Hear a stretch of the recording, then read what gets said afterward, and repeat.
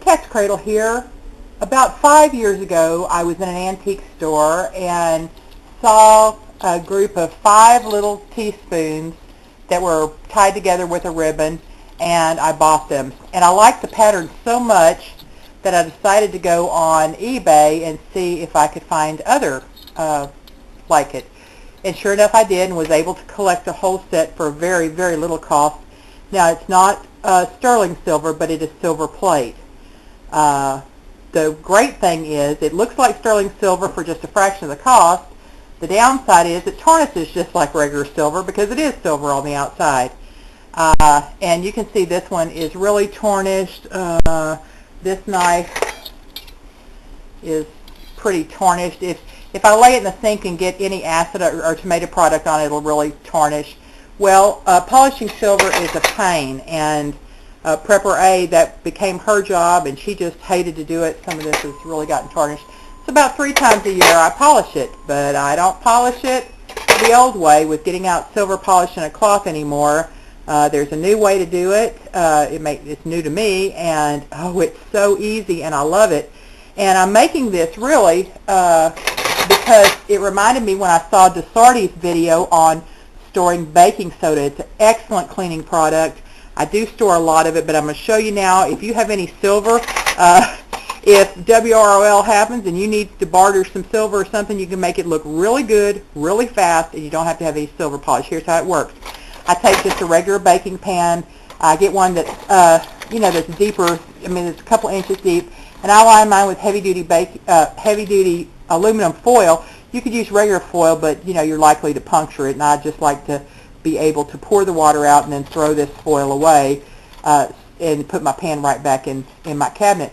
So here's what I do. I put kind of a thin layer of silver at the bottom, and I sprinkle it with baking soda, just like this. It couldn't be easier, just a little bit. Baking soda's cheap.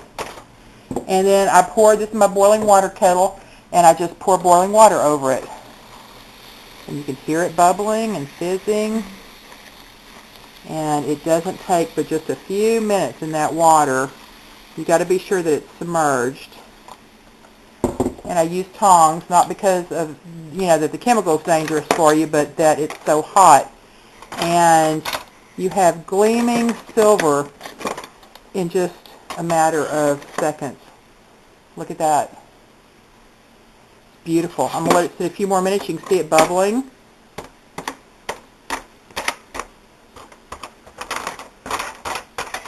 I just swished around a little bit. Here's that really ugly teaspoon. Look how pretty.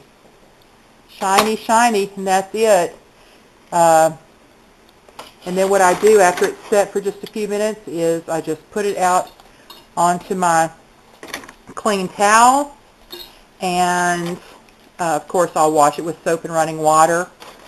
The knives sit just, see there's a little spot right there. I'll let it sit just a little longer. Get it in good contact with that baking soda, and as soon as they get shiny, you just pull it out. And look at this one. Now I'm just going to put this one parts of the way in and let it touch the aluminum foil. There we go. The chemical reaction happened. Look at that line. Can you see that? Isn't that amazing? Now I'm going to put the whole thing in. Let it sit there for just a second. Here's a beautiful fork. It's done. Look how shiny. It's just beautiful. Now you get kind of a little powdery film of the baking soda on, but it just wipes right off. And then the silver's just absolutely beautiful. And I just do that. If I feel like I need to put more baking soda in and a little more water, I do that. But it only takes just a few seconds for the silver to become shiny. That's your tip of the day. I know you'll just find it incredibly invaluable, and more than that, it's fun. So, Katzcradul, if you have any questions, just send me leave a comment or send me a PM. Take care. Store baking soda.